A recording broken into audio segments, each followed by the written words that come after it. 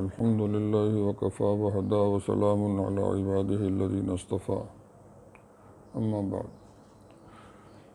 أعوذ بالله من الشيطان الرجيم بسم الله الرحمن الرحيم الحمد لله رب العالمين الرحمن الرحيم مالك يوم الدين إياك نعبد وإياك نستعين اهدنا الصراط المستقيم صراط الذين أنعمت عليهم غير المغضوب عليهم ولا الضالين۔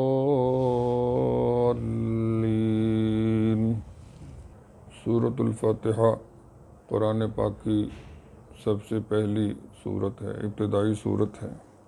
اس سے قرآن پاک کا آغاز ہوتا ہے، اور ہم جس سفر پہ شروع ہو رہے ہیں، اس سفر کی جو پریشانی ہے، اس سفر کی جو رکاوٹ ہے، سب سے پہلے اس کو سمجھنا اور اس کا فکر کرنا اور اس کا حل ڈھونڈنا، اس کی ضرورت۔ اللہ جل جلالہ نے قرآن پاک میں ارشاد فرمایا ہے کہ جب کوئی قرآن پڑھنے چلتا ہے، قرآن کی طرف آتا ہے، تو شیطان اس پر حملہ آور ہوتا ہے۔ شیطان وسوسہ اندازی شروع کر دیتا ہے۔ یہ ہمارا وہ دشمن ہے جو چھپا ہوا ہے، آنکھوں سے نظر نہیں آتا، اور لمبی زندگی اس کو ملی ہوئی ہے،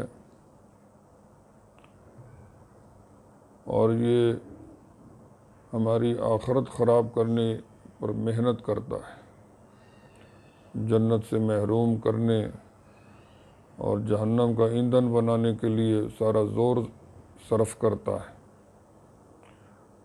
اگر کوئی انسان دنیا میں ترقی کر رہا ہو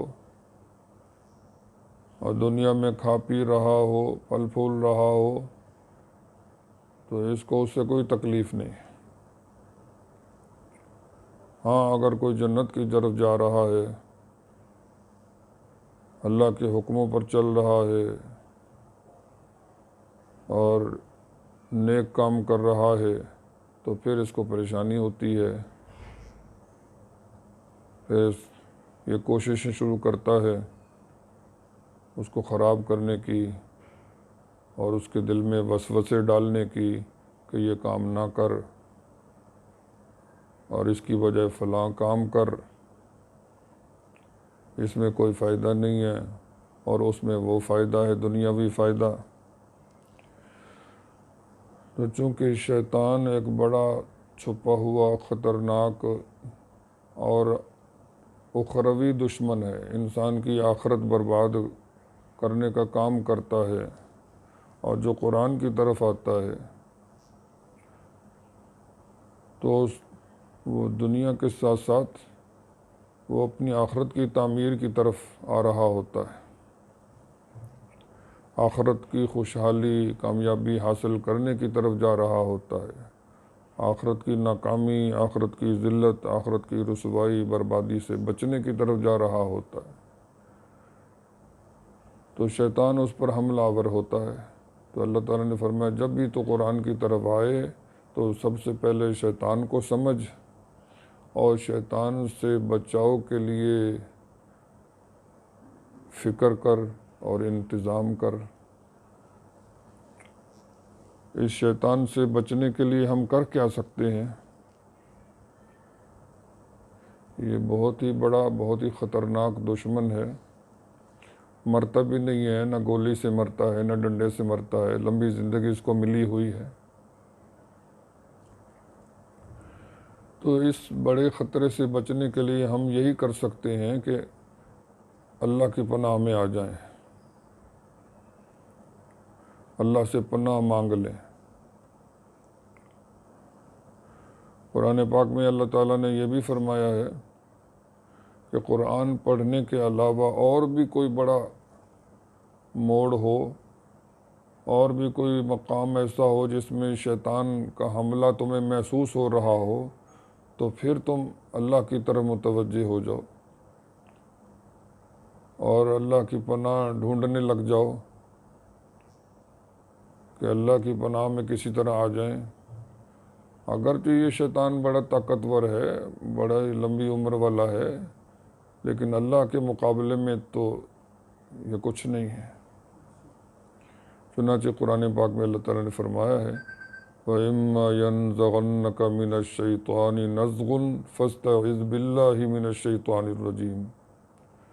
کبھی شیطان کی طرف سے تم کوئی ابھار دیکھو، تمہارے دل میں کوئی ابھار ڈالے، تمہیں کوئی جوش دلائے، تمہیں پتہ چل جائے کہ شیطان اکسا رہا ہے اور غلطی کی طرف لے جا رہا ہے، تو بس اللہ تعالیٰ سے پناہ مانگنے لگ جاؤ۔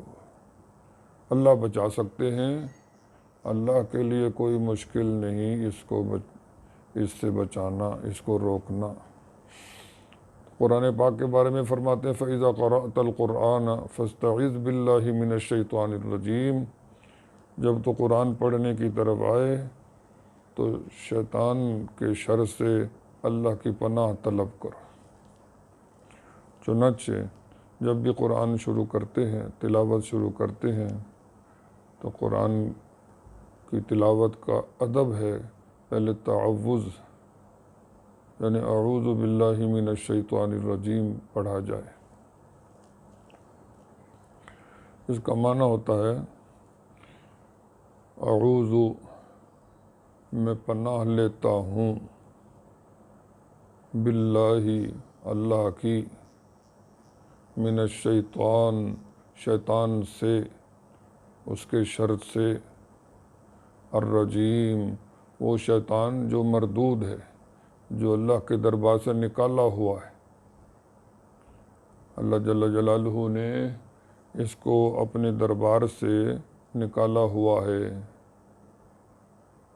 تو اس شیطان کے شر سے، اس کی وسوسہ اندازی سے، اس کے حملے سے میں اللہ کی پناہ میں آتا ہوں، اللہ کی پناہ لیتا ہوں۔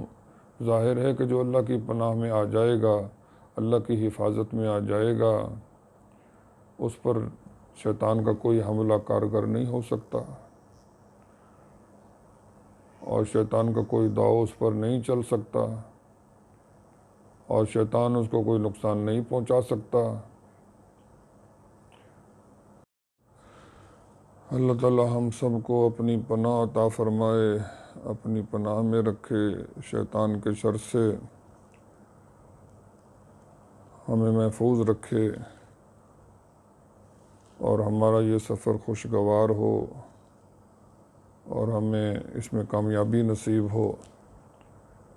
باقی اللہ کی پناہ کے متعلق اگلی محفل میں انشاءاللہ العزیز عرض کیا جائے گا۔